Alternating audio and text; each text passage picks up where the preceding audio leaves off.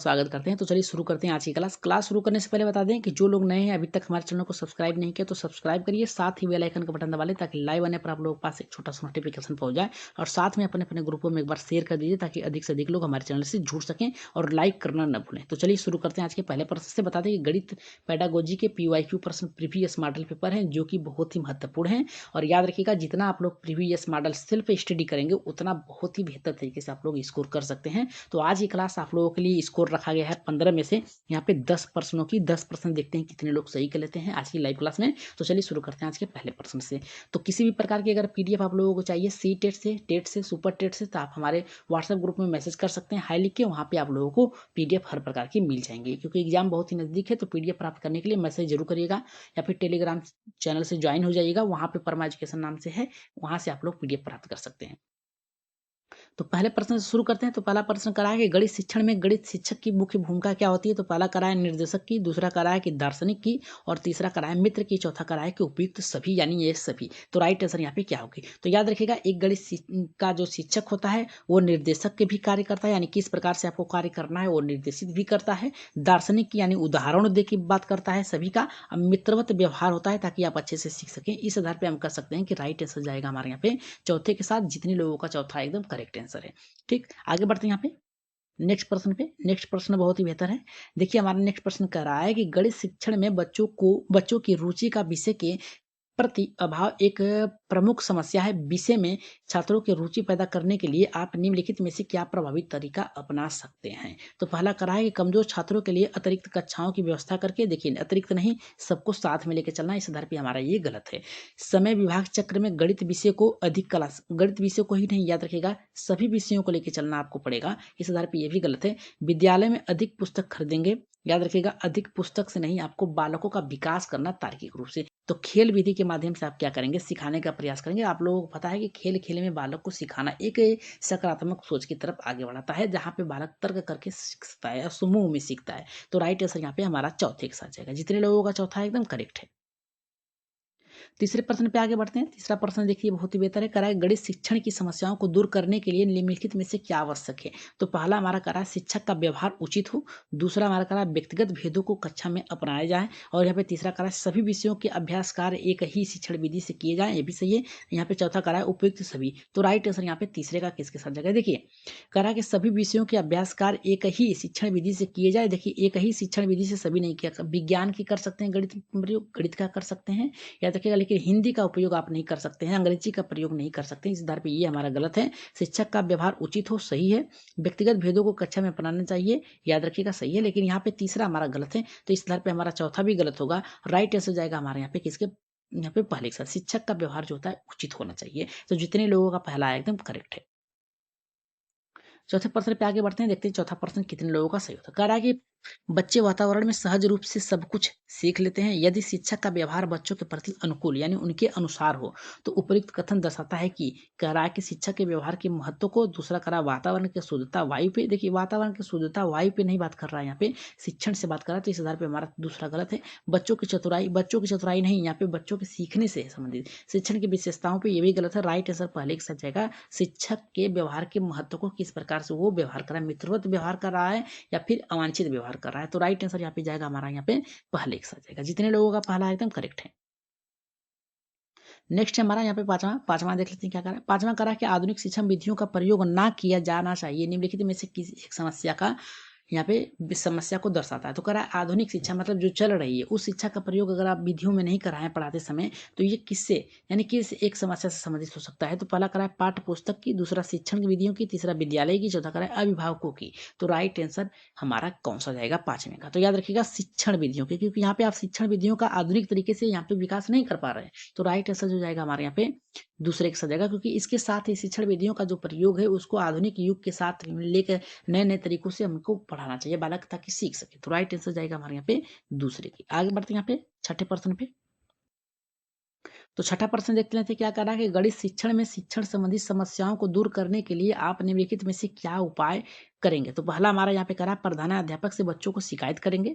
दूसरा करा कि गणित विषय में कमजोर छात्रों के विषय को परिवर्तित कर देंगे। परिवर्तित करने के बाद करा देखिए ना तो आप अध्यापक से उसकी शिकायत करेंगे और ना ही विषय में यहाँ पे करें कमजोर छात्रों का परिवर्तित करेंगे, क्योंकि आप गणित समस्या से उनको वो जूझ रहे हैं तो गणित समस्याओं को दूर करना, न कि उस गणित समस्या को हटाकर हिंदी ला देना है या फिर अंग्रेजी ला देना है। तो यहाँ पे तीसरा करा बच्चों के उचित दृष्टिकोण का विकास करना। एकदम सही है कि किस प्रकार से बालक सीखना चाह रहा है और कहाँ से कमियां हैं उसको दूर करना। तो राइट आंसर यहाँ पे जाएगा हमारा यहाँ पे तीसरे के साथ जाएगा। 7वें प्रश्न पे आगे बढ़ते हैं। 7वां प्रश्न देख लेते हैं क्या करा है कि शिक्षण गणित शिक्षण की समस्याओं को दूर करने के लिए एक अध्यापक को निम्नलिखित में से कौन सी अध्यापक क्रिया अपनानी चाहिए। तो पहला करा है समस्या प्रस्तुत करना चाहिए।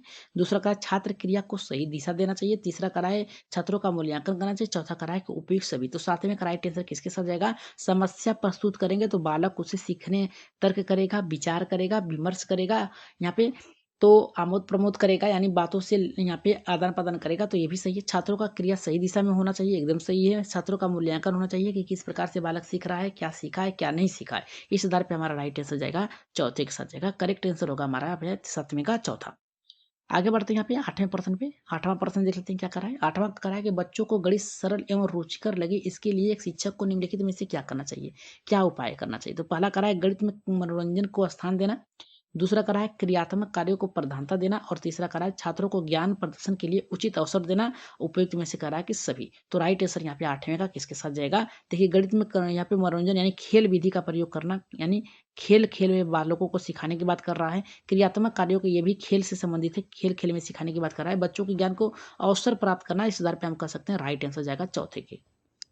आगे बढ़ते हैं 9वें प्रश्न पे। 9वां प्रश्न देख लेते हैं क्या कर रहा है।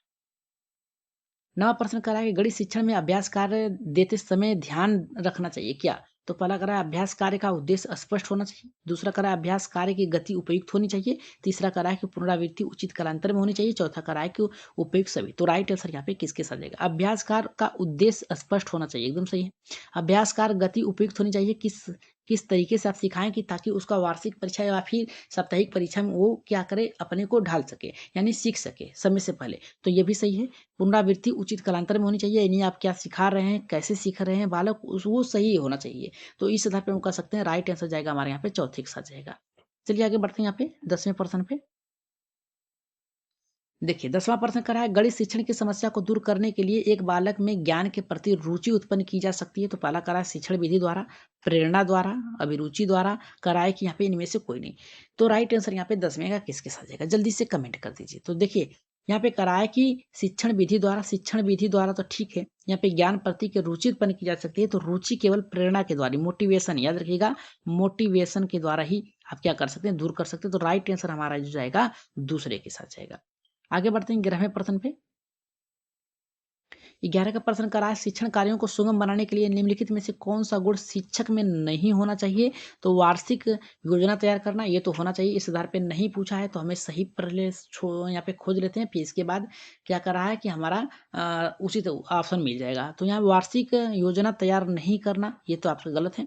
गणित विषय वस्तु का उपयुक्त ज्ञान, गणित विषय का उपयुक्त ज्ञान होना चाहिए, इस आधार पे ये भी आपका सही है। अभ्यास कार्य का अधिक महत्व देना, अभ्यास कार्य को ही केवल अधिक महत्व नहीं दे सकते हैं। पक्षपात रहित व्यवहार नहीं, पक्षपात रहित व्यवहार नहीं कर सकते हैं। गणित विषय की उपयुक्त ज्ञान होना, राइट आंसर जाएगा हमारे यहाँ पे किसके साथ जाएगा, दूसरे के साथ जाएगा। आगे बढ़ते हैं यहाँ पे। नेक्स्ट हमारा कह रहा है कि आपकी कक्षा में कुछ बच्चे गणित में बहुत कमजोर हैं, इस समस्या का प्रमुख कारण हो सकता है। तो पहला कह रहा है कि प्राथमिक स्तर पर उन बच्चों को नींव का कमजोर होना। दूसरा कह रहा है कि शारीरिक रूप से उन बच्चों का स्वस्थ न होना। देखिए यहाँ पे शारीरिक बच्चों का नहीं, मानसिक होगा, ठीक है। तो ये ऑप्शन आपका गलत है। तीसरा कह रहा है आपका उन पर ठीक से ध्यान न देना, ये भी गलत है। उपयुक्त में से कोई नहीं। देखिए अगर ये तीनों से गलत हो गए तो राइट आंसर जाएगा हमारे यहाँ पे पहले, क्योंकि प्राथमिक स्तर पर अगर बालकों का नींव मजबूत, यानी वो अच्छे तरीके से सीख लेते हैं तो आगे वो बहुत ही बेहतर कर सकते हैं। तो राइट आंसर जो जाएगा हमारे यहाँ पे पहले के साथ जाएगा। 13वें प्रश्न पे आगे बढ़ते हैं। 13वां देख लेते हैं क्या करा है कि व्यक्तिगत भेदभाव की समस्या है। करा मेधावी छात्र, पिछड़े छात्र, वो सामान्य छात्र, उपयुक्त में से सभी। तो 13 का राइट आंसर जाएगा उपयुक्त में से सभी। एकदम आसान प्रश्न ये है। आगे बढ़ते हैं 14वें प्रश्न पे। 14 का देख लेते हैं क्या करा है। 14 का प्रश्न हमारा ये करा है कि गणित विषय में समस्याओं को हल करने के लिए के अलावा उसका अभ्यास कार्य करने में अधिक बल दिया जा सकता है, जिससे छात्र क्या करें, नए सूत्रों को समझ सके तथा उसके अनुप्रयोग में दक्ष हो सके। दूसरा कराए गणना संबंधी कौशल में निपुण हो सके। और तीसरा कराए नई अवधारणाओं को स्पष्ट कर सके। चौथा कराए ज्ञान को नई परिस्थितियों में लागू करना चाहिए। तो राइट आंसर यहाँ पे कौन सा होगा? चौथे, यहाँ पे 14वें का। देखिए कहा है कि गणित समस्याओं को हल करने के अलावा अभ्यास के अधिक बल देना, अभ्यास की बात कर रहा है, ठीक है। तो नए सूत्रों को समझ दियो, ये तो आएगा 6 से 8 जाएगा। इस आधार पे हमारा पहला गलत है, याद रखिएगा। ये पहला जाएगा 6 से 8, इस आधार पे ये गलत है। गणना संबंधी कौशल में निपुण होना, यही राइट आंसर जाएगा। गणना संबंधी प्राथमिक स्तर पे जो बालक होता है गणना ही कर सकता है, नई उदाहरणों को स्पष्ट नहीं कर सकता है, ज्ञान की नई परिस्थितियों में लागू नहीं कर सकता है, क्योंकि बालक 1 से 5 तक का है। तो राइट आंसर जाएगा हमारे यहाँ पे दूसरे के।